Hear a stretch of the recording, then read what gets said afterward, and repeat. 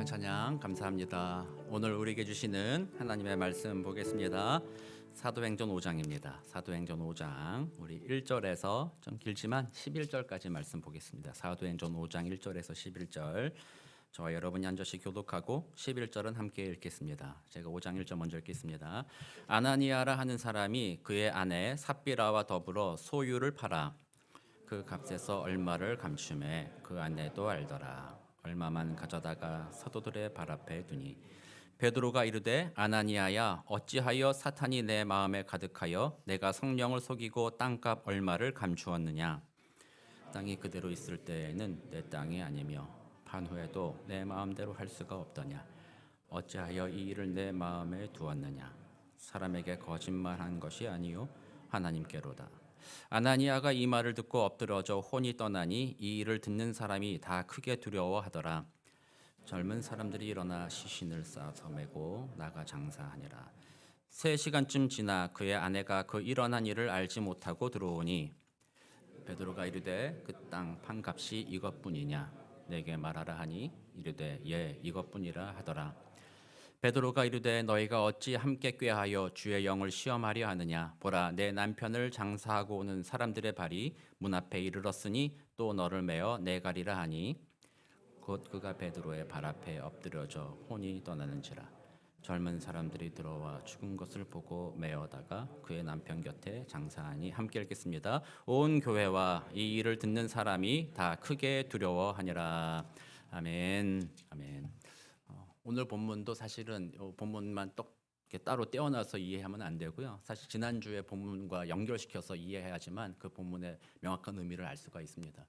그래서 여러분들이 지난주에 저의 설교를 또 다 잊어버렸을 것이라고 저는 생각하기 때문에 다시 한번 지난주에 말씀을 정리해서 좀 도전을 좀 하려고 합니다. 지난주에 믿음의 새로운 공동체라고 그랬잖아요. 그러니까 이전에도 가정이 있었고 이전에도 뭐 유대인 회당 공동체가 있었으나 예수 그리스도로 말미암아 이 사도행전에서 새로운 공동체가 형성이 되었다고 했죠. 그래서 그 공동체가 가지는 주요 특징 2가지가 있었습니다. 하나는 배타적인 사랑을 하는 공동체였다라는 거예요. 이 배타적이라는 것이 부정적인 의미로서 누구를 사랑하지 말자 이런 의미가 아니라 긍정적인 의미로 이해해서 내 옆에 있는 사람을 더욱 사랑하자라는 거예요. 그래서 가정에서는 내 남편, 내 아내 또는 나의 부모님, 나의 자녀를 이 세상 어떤 것보다 가장 사랑하는 것, 그것이 바로 배타적인 사랑이라고 말하는 거예요. 그래서 여러분들 지난 한 주간 좀 그렇게 좀 지내보셨어요? 아내나 남편을 또는 부모님이나 자녀를 이 세상 어떤 것보다 더욱 사랑하는 그런 마음을 갖는 것, 그것이 첫 번째 배타적인 사랑이다라고 말하는 거죠. 그렇게 그를 귀하게 여기기 시작하면 그 귀한 사람은 어떻게 돼야 되겠어요? 함부로 대할 수가 없는 거예요. 그래서 2번째 특징은 바로 그렇게 귀한 사람을 섬기는 삶으로 변화되어 간다라는 거죠. 그래서 가정에서는 물론 그렇게 해야 되고 또 우리 교회 공동체는 동시에 그런 공동체가 되어야 된다라는 겁니다. 옆에 있는 사람을 그가 가진 것이나 그가 어떻게 생겼는지, 그가 무엇을 했는지 그것으로서 그 사람을 판단하고 좋아할지 말지를 결정하는 공동체가 아니고 이 새로운 공동체는요. 그냥 그 존재 자체로 그를 사랑하는 겁니다. 또 동시에 우리 하나님께서 자신의 아들인 독생자 아들 예수 그리스도를 이 땅에 보내셔서 그를 희생 제물로 삼았잖아요. 그의 피값으로 우리를 사셔가지고 우리 각 사람을 가장 귀하게 여기시기 만들어주셨잖아요. 그렇게 여기시는 분이 하나님이시잖아요. 그러므로 우리는 그 안에 있을 때 하나님은 우리를 보시며 말씀하시기를 천하보다 귀하다, 내 생명보다 귀하다, 이 정도까지도 우리를 사랑하신다는 거예요. 우리는 그 은혜를 입은 자들이죠. 그래서 우리는 하나님 안에서 그 자존감을 회복하고 그 안에서 가정과 교회에서 옆에 있는 사람들을 그런 마음으로 사랑하는 공동체, 그것이 바로 새로운 공동체의 모습이었다라는 거죠. 그래서 옆에 계신 분들과 바라보면서 이렇게 얘기할 거예요. 좀 철학적으로 얘기합니다. 철학적이에요 이거. 당신이어서 귀합니다. 한번 해보세요. 당신이어서 귀합니다.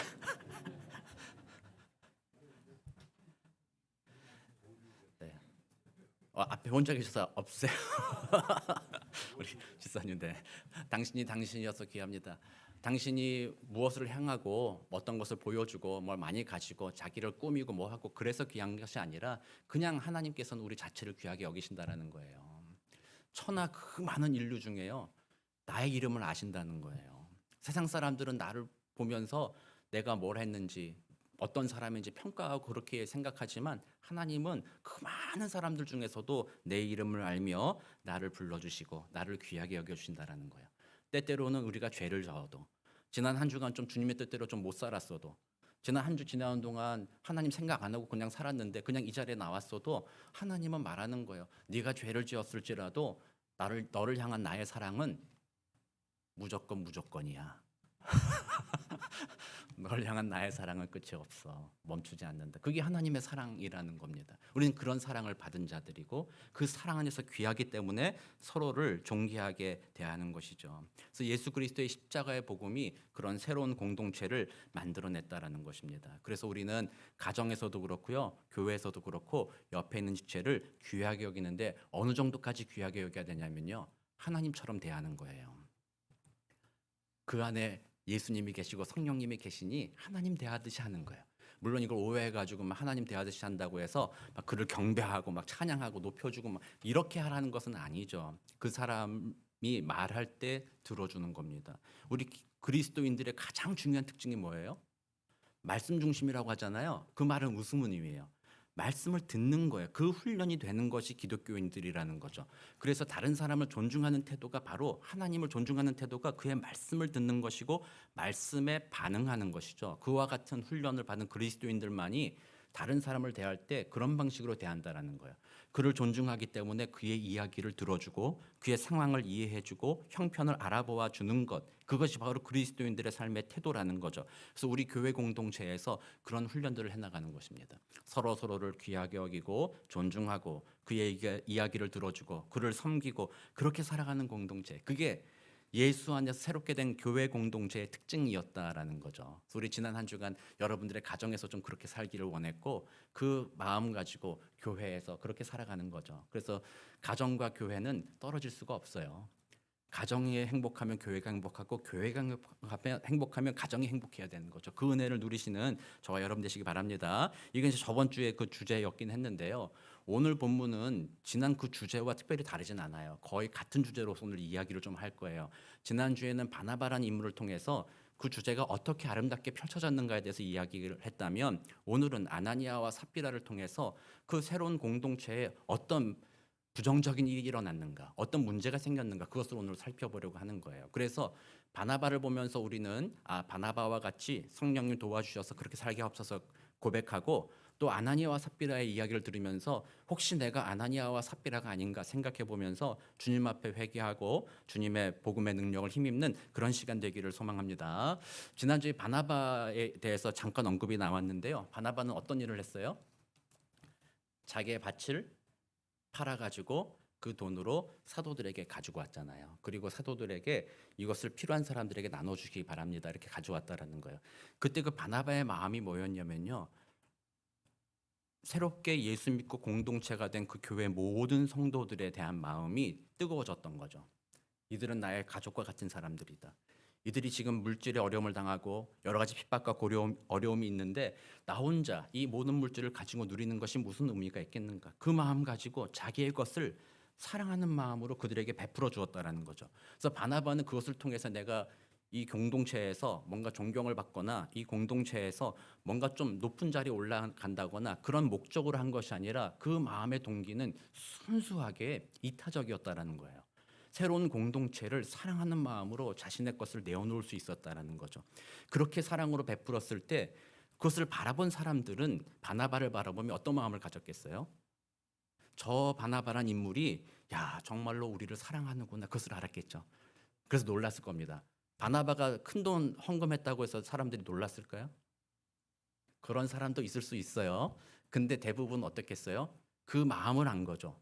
바나바라는 저 인물이 우리를 가족처럼 여기는구나. 우리의 필요를 알고 우리를 도우려고 하는구나. 그 사랑의 마음을 알았을 때 이 공동체는 바나바에 대해서 존경의 마음을 표현하죠. 그래서 결국 이 바나바는 초대교회 시절에 바울과 함께 아주 교회 리더십으로 귀하게 쓰임 받잖아요. 그러니까 이 공동체 자체는 진짜 이타적인 공동체가 된 거예요. 서로를 사랑하는 마음으로 서로를 섬기는 거죠. 내게 물질 있는 것을 가지고 어려운 사람을 돕기도 하고, 또 내가 가진 감사의 마음을 가지고 다른 사람을 존경하며 섬기고자 하는 마음을 갖는 그런 아름다운 공동체가 초대교회 공동체였다라는 거예요. 그게 새로운 주 안에서 새롭게 가족이 된 공동체의 아름다운 모습이었다는 거예요. 얼마나 행복한 모습입니까? 서로가 서로를 위하는 거예요. 자기중심적이지도 않아요. 헌금을 드릴 때도 우리는 가끔은 왜곡할 때가 있어요. 자기중심적인 헌금이죠. 이렇게 헌금하죠. 내가 이 헌금을 안 드리면은 하나님이 나한테 벌 주실 거야. 뭐 이런 거 있죠. 그리고 내가 헌금을 11조를 이만큼 더 하면 하나님께서 그것보다 이만큼 더 복을 줄 거야. 뭐 이런 거 있죠. 옛날에 그런 책이 있었어요. 록펠러가 왜 복을 받았나 뭐 이런 거예요. 그 내용이 뭐였어요?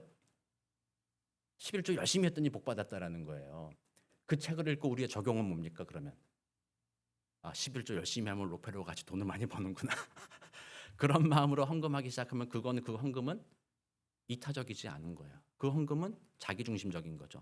그런 헌금은 아무리 많이 드려도 하나님을 기쁘시게 할 수 없는 거예요. 바나바의 마음은 뭐 그렇게 많이 드려서 자기가 많은 것을 갖겠다는 의미가 아니었죠. 그냥 사랑해서 드린 거예요. 이타적인 마음으로 주님이 나를 값없이 사랑해 주신 그 은혜에 감사하고 그 주님이 영원한 생명을 주시며 부활의 소망을 주셨다는 것에 대해 감사하여서 내가 이것을 어떻게 갚을까 하다가 내가 값없이 큰 은혜 받았으니 나도 이 은혜를 저 사람들에게 나누고 싶다라는 그 이타적인 마음. 그래서 초대교회의 처음 교회 공동체는 바로 그런 이타적인 마음 안에서 서로 물건을 통용하며 서로 돕고 서로 위로하는 그런 공동체가 되었다라는 거죠. 그렇기 때문에 그 이전에 다른 공동체와 좀 달라 보였다라는 거예요. 이 공동체가 사랑이 넘쳐 보였다는 거죠. 그러므로 주변의 사람들로 하여금 이 공동체가 칭송을 받았다. 그리고 믿는 무리가 날마다 더하여졌다라는 그 귀한 역사가 일어나게 된 것입니다. 그래서 바나바를 통해서는 우리는 교회의 바른 모습이 그것이구나를 깨달아 알게 되는 거예요. 그래서 우리 교회가 정말 그렇게 이타적으로 사는 교회 되기 원합니다. 신앙생활 오래 하면서도요, 자기 이기적인 신앙생활로 머무르는 경우가 많아요. 처음에 도입은 이기적일 수 있어요. 내가 구원받기 위해 예수 믿는다. 그렇게 이기적일 수 있으나 그 예수 믿고 자라가고 예수님 닮아가려고 하는 그 마음으로 성장해 간다면 자기만을 위한 신앙생활을 하면 안 되는 거죠. 주님이 나를 위해 생명을 내주었듯이 나도 주를 위해 또 주님의 공동체를 위해 헌신하겠다. 이런 마음으로 살아가는 것. 이것이 바른 공동체의 모습이었다라는 거예요. 내게 뭐 이익이 없더라도 다른 사람을 위해서 헌신한다. 이것이 처음 공동체 바나바가 보여준 모습이었다라는 거죠. 그러나 반면 그것과 이제 대비해서 오늘 아나니아와 삽비라의 이야기가 나오게 되는 거죠. 이 사람들도 바나바의 모습을 보았을 것입니다. 얼마나 은혜롭습니까? 교회 안에서 다른 사람을 섬기고자 자기의 물건을 막 다 팔아가지고 갖다 주고 사람들이 그거 보면서 기뻐하고 서로 사랑하고 막 그 안에서 막 얼마나 기쁨이 있고 얼마나 감사가 넘쳤겠어요. 이 순간 아나니와 삽비라도 마음의 은혜를 받은 것 같아요.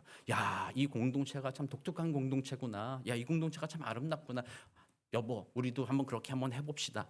그러니까 삽비라도 그래요. 한번 그렇게 해보죠. 뭐 밭 좀 팔아봅시다. 그래서 처음부터 뭐 이렇게 나쁜 마음은 아니었을 거라 생각이 들어요. 밭 팔아봅시다. 그래서 밭을 팔았어요.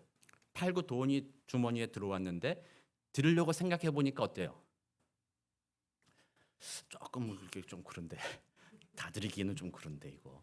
그러다 보니까 일부를 떼어 놓았다고 해요. 그래서 여러분들이 혹시 이제 많이 들어보셨겠지만 반을 떼어놨다고 막 하잖아요. 오늘 성경 본문 읽어보면요, 반을 떼어놨다는 얘기가 없어요. 얼마간 떼어놨다고 그랬어요. 그래서 3분의 2를 드리고 3분의 1을 숨겨놨든지 아니면 3분의 1을 드리고 3분의 1을 숨겨놨든지 얼마간 하여튼 그 전체 돈이 아니라 일부를 가지고 사도들에게 가지고 갔습니다. 이게 나쁜 일일까요? 좋은 일일까요? 자, 판단을 잘 하셔야 돼요. 좋은 일이잖아요, 좋은 일. 다른 사람이 우리 여러분들 집 팔아가지고 3분의 1을 교회에 갖다 줬다. 다른 사람 주고 갖다 줬다. 그러면 어떤 사람이에요? 나쁜 사람이에요? 좋은 사람이잖아요. 좋은 일이긴 하다라는 거예요. 제가 지난주에 설교했듯이 그 초대교회 시절에 모든 사람이 자기의 모든 소유를 팔아 전부 다 갖다 낸 것은 아니었다고 말씀드렸잖아요. 바나바는 특별하게 그가 가진 밭이 있었으므로 그것을 갖다 바친 것이었고 여러 사람들이 자신의 재산의 일부를 가져다 주었고 자기가 가지고 있던 것들 중에 얼마간을 가져다 주기도 했고 어떤 사람은 가진 것이 없으므로 가져다 준 것을 자기가 받기도 했고 그렇게 살았다라는 거예요. 그래서 아나니아와 삽비라의 내용을 보면서 그들이 일부를 숨겼다. 일부를 자기를 위해 떼놓고 전부가 아닌 일부만을 드렸다. 그래서 문제다라고 생각하는 것은 본문 텍스트를 잘못 이해한 거라는 거예요. 일부를 드린 것 자체는 문제가 없다라는 거죠. 만약에 그게 문제라 그러면 오늘 제가 여러분들에게 뭐라고 설교해야 되겠어요? 여러분들의 한 달의 소득을 숨김없이 가지고 오시기 바랍니다. 다 바치시고 여러분들 각자의 필요에 따라서 우리 목사들이 알아서 나눠줄 테니까 그렇게 삽시다. 얼마나 복됩니까? 그렇게 설교했겠죠. 그래서 여러분들 이단 교회 가가지고 헌금 많이 내라거나 뭐 돈 다 바쳐라 이런 데 있으면요, 좀 뭔가 의도가 있다.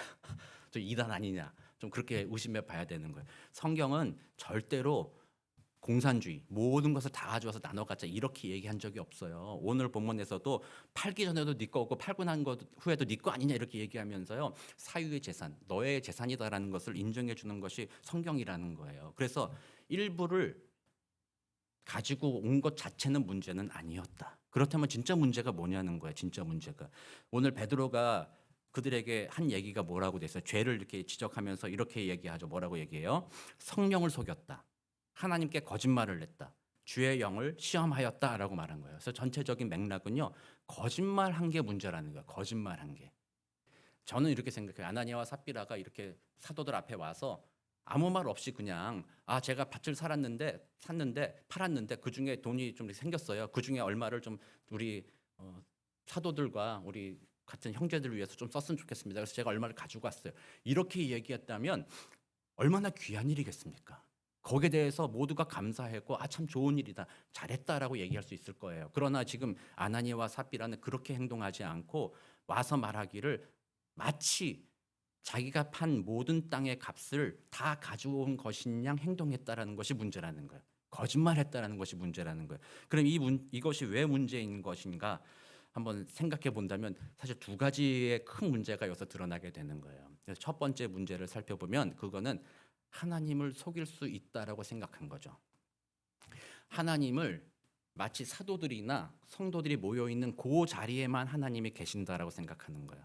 그리고 나의 프라이빗한 공간, 내가 부부와 같이 있는 그 공간, 가정에 있는 공간에는 하나님은 안 계신다. 그러니까 여기서 우리들끼리 짜고 우리들끼리 생각하고 마음 먹고 하는 모든 것들은 하나님을 모르시니까 하나님을 속일 수 있다라고 생각한 것이죠. 그래서 이 두 부부가 말하기를 그거 갖다 주면서 좀 우리 다 파는 값 다 가져온 것이냐, 그냥 말없이 그냥 여기 있습니다, 우리 밥 팔아서 가져왔습니다, 그냥 드립시다 이렇게 얘기한 것이죠. 그러니까 하나님은 알고 계시다라는 거예요. 그래서 첫 번째 문제는 뭐예요? 하나님을 왜곡한 거예요. 하나님을 하나님 되게 인정하지 않은 것이 첫 번째 문제라는 거예요. 이 보통 이 아나니아와 삽비라의 이야기를 많은 성경학자들이 구약 시절에 아간의 이야기와 대비해서 얘기해요. 아간이라는 인물을 여러분들이 또 아실지 모르겠지만 출애굽한 이스라엘 백성들이 가나안 땅에 들어가서 처음으로 정복 전쟁을 한 곳이 어디예요? 가나안 땅에서 여리고성이죠. 여리고성 어떻게 이겼어요? 싸워서 이긴 것 아니잖아요. 7바퀴 돌았을 때 하나님께서 벽이 무너지게 하시고 이기게 하셨잖아요. 그때 하나님이 거기에 있는 사람과 동물들은 다 죽여라. 그리고 거기에 있는 좋은 물건들이 있다면 그것을 하나님께 바쳐라. 그래서 하나님의 성전과 앞으로의 일들을 위해서 준비해라. 아무도 개인적으로 그것을 가져가지 말아라라고 명령했는데 그 중에 한 사람 아간이라는 인물이 좋은 옷과 금부치와 은들을 보니까 마음이 빼앗겨서 탐심이 생겨서 그것을 속이고 자기 장막 밑에 숨겨둔 거죠. 그 일의 결과가 어떻게 됐어요? 그 다음 날 아이성을 공격할 때 여리고보다 아주 작았던 그 성이죠. 아이와 같은 성이었으니까 아이성 아닙니다. 아이성을 공격했으나 거기서 대패를 하게 되죠. 그리고 이 아간을 찾게 됩니다. 그때 이 아간이 잘못한 점이 뭐였어요? 하나님을 속일 수 있다고 생각했던 점이에요. 그리고 하나님을 의지하기보단 내 눈앞에 보이는 물질이 나를 기쁘게 해줄 것이라 생각했던 것이죠. 그러므로 그 아간의 잘못은요, 그 이스라엘 모든 공동체 안에서 하나님을 진정한 나의 주인으로 모시지 않았던 것, 그리고 하나님의 이미지를 뒤틀려 버렸던 그 죄악 때문에 아간이 멸망을 당했다라는 거예요. 그와 같이 오늘 아나니아와 삽비라도 처음 예수 안에서 공동체된 이 백성들에게 하나님의 이미지를 왜곡시킨다. 하나님은 속을 수 있다. 그리고 하나님은 내 인생에 있어서 내가 알아서 나는 인생을 계획하고 준비해 나가는 것이지 하나님은 나를 돕지 않는다라고 생각했다라는 점이에요. 그래서 첫 번째 잘못이 이거예요. 이렇게 생각해 보면 우리들의 신앙도 돌아봐야 돼요. 우리들은 진짜 하나님을 왜곡하고 있는 것은 아닌지, 진실로 하나님을 하나님으로 믿고 있는지 한번 돌아보는 거예요. 여러분들도 하나님을 어떻게 생각하고 계세요? 주일날 교회에 나올 때만 계시는 하나님이라든지 아니면 내 인생에 복을 주시기 위해 도와주시는 하나님 정도로만 생각하고 있다면 하나님을 왜곡한 거예요. 그 하나님은 우리들의 일상의 모든 순간을 알고 계시며 우리들에게 가장 좋은 아버지가 되시며 그분의 말에 순종하며 살아갈 때 우리의 모든 필요를 공급하여 주시는 분이 바로 하나님이시라는 거예요. 그래서 우리가 고난과 어려움을 당할 때 어떤 성도님들은 내가 힘들기 때문에 목사님, 내 여러 가지 문제가 있습니다. 문제 좀 정리되면 교회 나갈게요. 이렇게 말씀하시는 분들이 있어요. 만약에 그런 마음이 든다면 하나님에 대해서 잘 다시 한번 생각해 봐야 돼요. 하나님을 하나님으로 인정하지 않는 태도일 수 있어요. 모든 문제 앞에 우리는 먼저 누구께 나가야 돼요? 하나님 앞에 나가는 겁니다. 하나님 도와주십시오. 내 인생의 문제 해결책이 하나님이십니다. 하나님은 전능하십니다. 내 머리털도 세실 뿐만 아니라 나의 모든 아픔과 나의 모든 고난을 다 알고 계시는 분이십니다. 그러므로 하나님이 이 모든 과정을 선하게 인도하실 것입니다. 그러므로 하나님 앞에 나는 매달립니다. 그래서 하나님을 하나님 되게 하는 것이 정말로 처음 공동체 중요한 점이었다는 거예요. 그러나 바로 이 사람들이 그렇게 하나님을 왜곡했다라는 점이에요. 그래서 이건 첫 번째 이유입니다. 그래서 구약의 이유와 아간의 모습과 비슷해 보이죠. 그렇게 보면 오늘 우리들도 만약에 하나님을 그렇게 왜곡하고 있다면 우리들도 이런 죄를 저지르고 있다는 사실이라는 것을 깨달아야 돼요. 먼저 첫 번째. 두 번째 문제는 뭐냐? 복음적인 가치관으로 새로운 공동체가 세워졌잖아요. 이 공동체는 내가 뭘 해서 인정받는 공동체가 아니었어요. 다만 예수의 십자가의 공로로 너는 그대로 받아들여졌어. 너는 그대로 인정받아. 너는 그냥 사랑받을 공동체였어라는 것이 새로운 공동체였잖아요. 제가 아까 처음 서두에 말씀드렸다시피. 그런데 이 사람들이 어떤 행동을 한 거예요?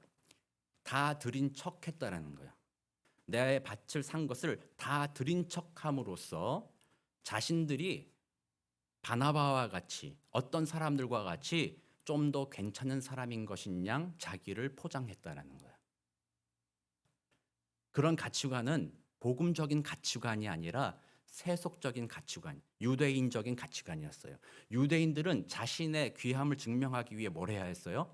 율법을 지켜야 했어요. 금식을 많이 하고 헌금을 많이 드리고 다른 사람 앞에서 기도를 많이 하고 뭐 이런 것을 행함으로써 다른 사람들에 비해 자기가 좀 더 가치롭다. 내가 그렇게 함으로써 하나님이 나를 더 사랑한다. 내가 하나님 앞에 사랑받게 행동함으로써 하나님이 날 사랑한다라는 이런 율법주의적인 가치관, 이런 가치관이 아나니아와 삽비라에게 아직 남아있던 거예요. 이 새로운 공동체는 그런 가치관의 공동체가 아니다라는 거죠. 이 공동체는 복음적 가치관의 공동체이다. 여기에서는 너희들의 행동과 당신들이 가지고 있는 이루어낸 모든 퍼포먼스를 통해서 당신이 대접받는 것이 아니라 오직 예수 그리스도의 십자가의 공로로 당신은 인정받습니다. 그러니 다 바친 척할 필요가 없습니다. 이만큼은 내가 떼어놨고요. 이만큼은 이 성도를 위해서 내가 나누겠습니다라고 정직하게 이야기해도 괜찮은 공동체입니다. 그것이 바로 그들의 잘못이었다라는 것이죠. 그래서 복음을 왜곡한 거예요. 복음으로 세워진 공동체 안에 이전에 가지고 있던 율법주의적인 가치관을 가지고 들어와서 자신을 포장하고 자신을 과시하려는 그 욕구, 그것 때문에 이 공동체의 근본이 흔들려 버리게 된 것입니다. 그러므로 하나님이 이들을 친 거예요. 그거 아니다라는 거죠. 그런 방식으로 살지 말아라는 것입니다. 바뀌라는 거예요. 너 부족해도 괜찮아.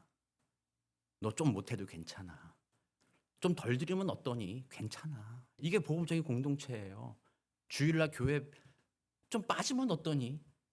이러면 안 된다. 뭐 하루 이틀 좀 빠지면 어떠니? 하루 이틀 한 번, 한 주, 두 주 빠졌다고 막 오면 지옥 갈라.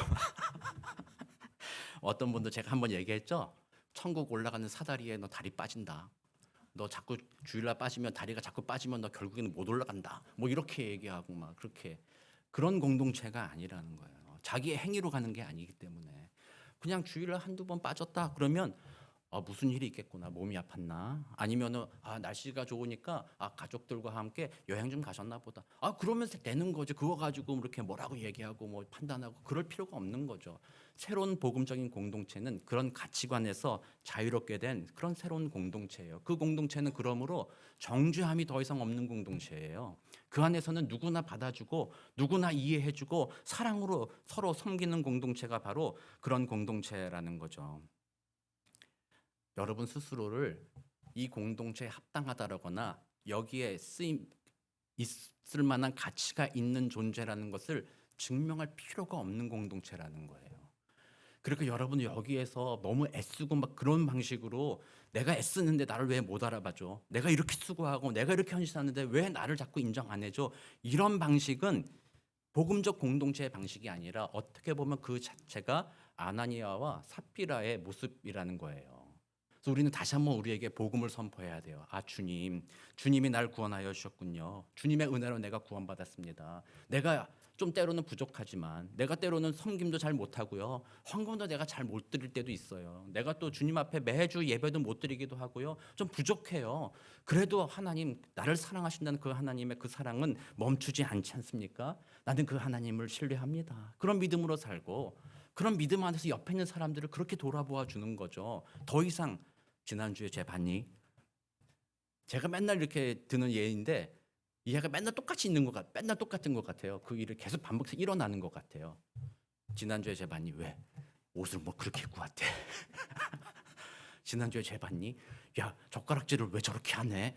뭐 이런 거 하지 말라고 제가 계속 예를 들어도 이런 일들이 계속 반복이 돼요. 우리는 죄로 물들어 있기 때문에 자꾸 어떻게 보면 그게 더 재밌잖아요. 그런 얘기하는 게. 그러다 보니까 그런 거 막 얘기하면서 서로 정죄하고 누가 뭐 잘못했대. 지난주에 제가 한때 그런 적이 있었거든요. 교회 가서 재밌는 일이 뭐겠어요? 누가 뭐 잘못한 게 재밌는 일이었어요. 누가 뭐 실수하는 게 재밌는 일이었어요. 지난주에 뭐 별일 없었어? 그러면은 별일 없었어. 모두 행복하고 즐거웠어. 이러면 할렐루야 좋아야 되잖아요. 지난주에 별일 없었어. 그러면 듣고 싶은 기대하는 말은 뭐예요? 누가 뭐 잘못했어? 누가 뭐 실수했어? 그런 말을 막 듣고 싶어지게 되잖아요. 그러니까 그런 공동체가 아니라는 거예요. 정말로 하나님의 은혜 안에서 그런 부족함과 연약함을 보았을 때에도 그래도 그를 사랑하는 공동체죠. 그를 이해해주는 공동체입니다. 그게 주 안에 새롭게 된 공동체의 특징이라는 거예요. 이 두 가지 원칙을 이 사람들이 깬 거예요. 다시 옛날 공동체 모습으로 가지고 온 거라는 거죠. 그러니까 하나님께서는 이후로 지금 교회라는 말이 우리가 오늘 읽은 5장 11절에서 사도행전에서 처음으로 나오는 말이에요. 그러므로 교회란 이런 곳인데 이와 같은 아이들이 교회를 앞으로도 망칠 수 있다. 그러므로 이 아나니아와 삽비라가 가지고 있는 이 정신을 이들이 죽음을 통해서 충격 요법으로 우리들에게 알려준 거예요. 그래서 우리는 이렇게 생각해야 돼요. 아나니아와 삽비라가 그동안 여러분들이 이거 읽으면서 좀 충격적이잖아요. 이게 구약 시절도 아니고 예수님 십자가에 죽으시고 부활하신 다음 은혜의 시절인데 갑자기 죽었다라는 게 얼마나 충격적인 일이에요. 그래서 이 본문을 읽을 때 우리들은 충격받죠. 야, 아나니아와 삽비라를 죽이다니 이렇게 충격받는데 그것 때문에 충격받으면 안 돼요. 사실 본문을 보면서 뭐 때문에 충격받아야 되냐면 내가 아나니아와 삽비라와 같은데도 아직 살아있다는 것에 충격받아야 돼요. 그걸 알아야 되는 거예요. 여러분들이 여전히 이 교회 공동체 안에서도 복음적인 가치관으로 살지 못하고 세속적인 가치관으로 살아서 다른 사람을 함부로 정죄하고 실수하고 부족한 사람을 함부로 미워하고 공동체에서 밀어내고 뒤에서 얘기하고 하는 모든 행위들이 결국에는 뭐예요? 아나니아와 삽비라의 모습이라는 그 가치관이라는 거예요. 그렇게 사는 안돼도 아직도 안 죽었다는 게 은혜인 거예요. 그게 놀라운 거예요. 그걸 여러분들이 충격받아야 돼요. 그러면서 결국 뭐예요? 아, 하나님의 은혜가 나를 살려주고 계시는구나. 오늘도 하나님이 날 살리셨구나. 그 은혜로 하나님을 찬양하게 되는 것입니다. 충격적이지 않습니까? 이 복음의 가치관이. 세속적인 가치관, 여러분들 제가 이제 광고 한 번 더 하면 6월 17일부터 우리 기독교와 인문학과 기독교 신앙이라는 강의를 시작할 거예요. 그때 이제 철학사도 얘기할 거고 역사도 좀 얘기할 거고요. 시간이 좀 된다면 저는 자본주의나 공산주의나 이런 것들이 성경과 어떻게 맞는지 틀리는지 어떻게 봐야 되는지 그런 이야기들도 좀 나누려고 해요. 그런데 오늘 우리들의 살아가는 이 현실을 우리는 이해하고 있어야 돼요. 이 세상은 무슨 사회에 우리가 살고 있는 이 세상은 자본주의 사회예요.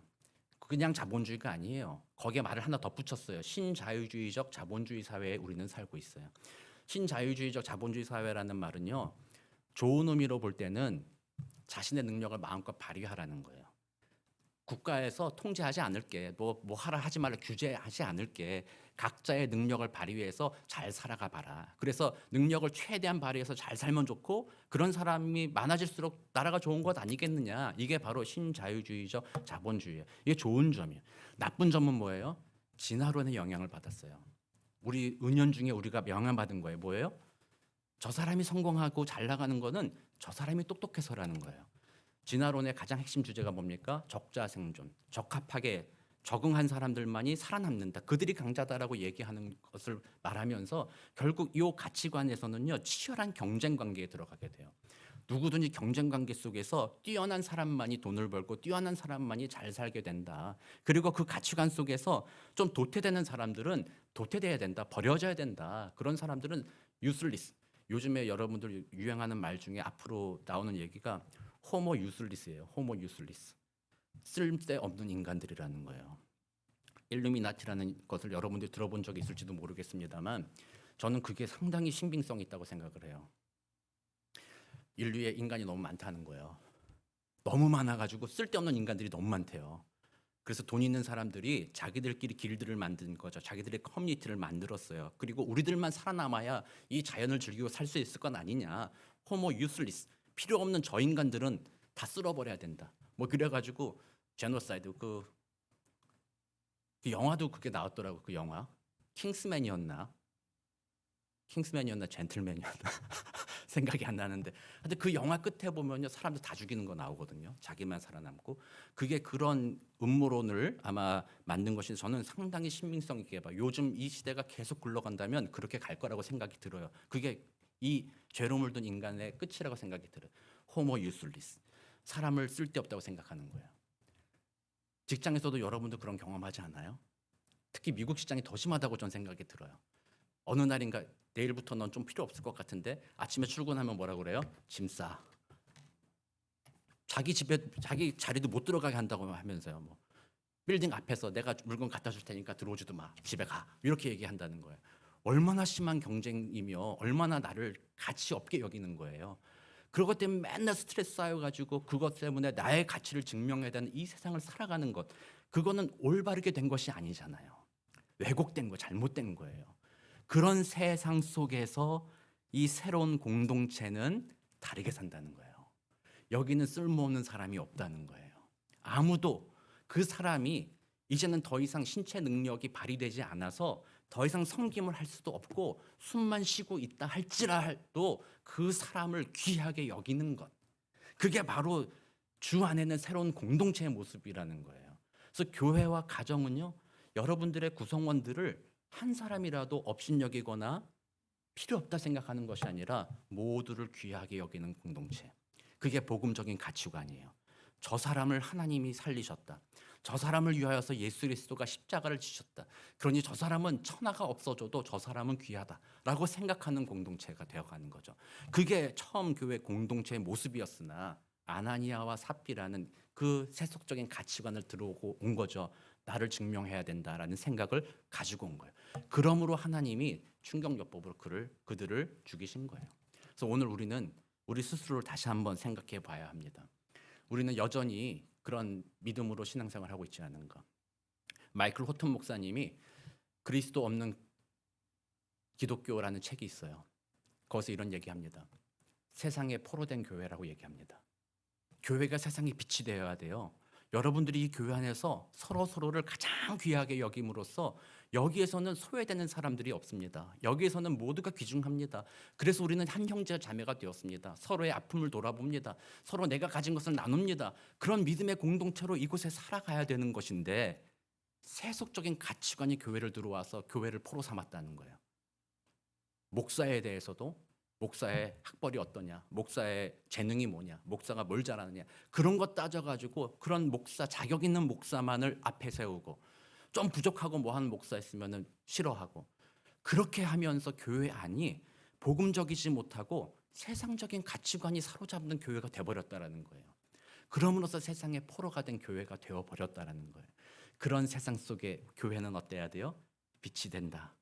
교회는 그런 가치가 아니야. 예수님께서 십자가에 죽으시고 부활하셨어. 그럼으로써 새로운 공동체를 만들어 주셨어. 누구든지 그 예수를 믿으면 그 주님의 보혈로 말미암아 누구든지 존귀한 자가 되었어. 그러니 아무도 무시하지 마. 모든 사람을 귀하게 여겨라. 그것이 새로운 공동체의 특징이다. 하나님 말씀하신 거죠. 그래서 우리 교회가 좀 그랬으면 좋겠습니다. 우리 큰 교회, 대형 교회 되면요. 안 그럴 수도 있어요. 대형 교회 되면요, 사람이 많으니까 그냥 뭐 지나가고 뭐 이렇게 하고 여기서 싸우고 기분 나쁘면은 여기 가면 돼요. 여기서 또 기분 나쁘면 저기 가면 돼요. 그렇지만 우리 교회는 여기 갔다 저기 갈 수가 없어. 다 보여. 그래서 우리 교회는 뭐 부정적으로 말씀하는 것이 아니라 그렇기 때문에 더 사랑할 수 있는 잠재력 있는 교회다. 세상에 대해서 복음적인 가치관을 보여줄 수 있는 교회다. 우리는 그걸 꿈꾼다라는 거예요. 단지 사람이 많아지는 부흥이 아니라 정말 이곳에 주님이 사도행전을 통해서 처음 교회를 세우시며 그 교회의 본질은 이것이다. 모두가 중요하다. 사랑으로 연합하는 것이 교회의 본질이다라는 것을 보여주셨던 것처럼 이 안에서 스트레스 받고 긴장하고 그럴 필요 없다라는 거예요.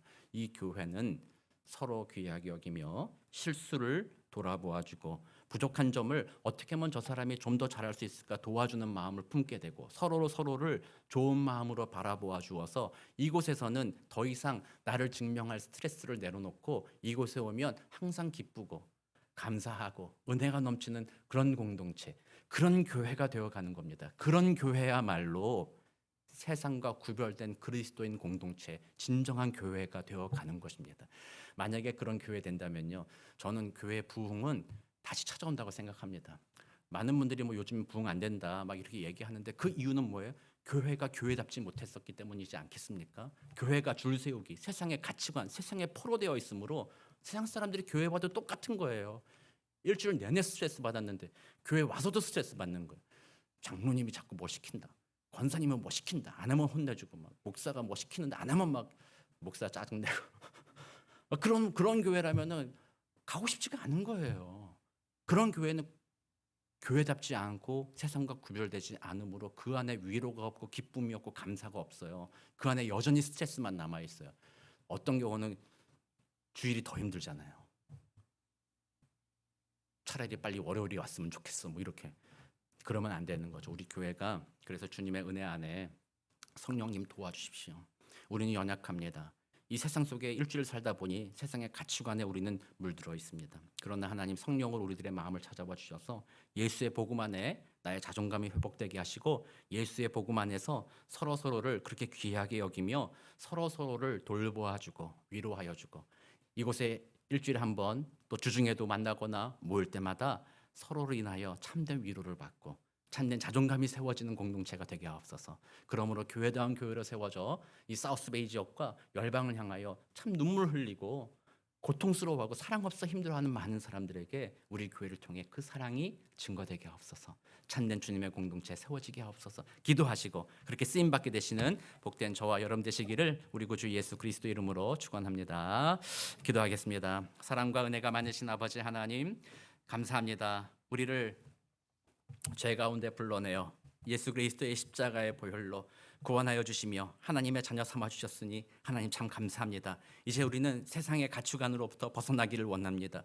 주님이 우리를 구원하여 오신 그 복음적인 가치관, 너희는 천하보다 귀하다라는 그 가치관, 그것을 붙잡고 우리 교회가 함께 모일 때마다 서로 진실로 사랑하게 하시고 진실로 하나 되게 하시며 서로를 귀하게 여겨 서로를 섬기기를 힘쓰는 복된 주님의 교회가 되도록 주님 도와주시고 그 은혜로 말미암아 사랑 없어 헤매이고 방황하는 저 세상 가운데 진실한 복음의 능력을 선포하는 복된 우리 교회 되도록 또 우리 사랑하는 모든 성도님들의 삶이 되도록 주님 도와 주옵소서. 감사드리며 살아계신 우리 구주 예수 그리스도의 이름으로 기도드립니다. 아멘.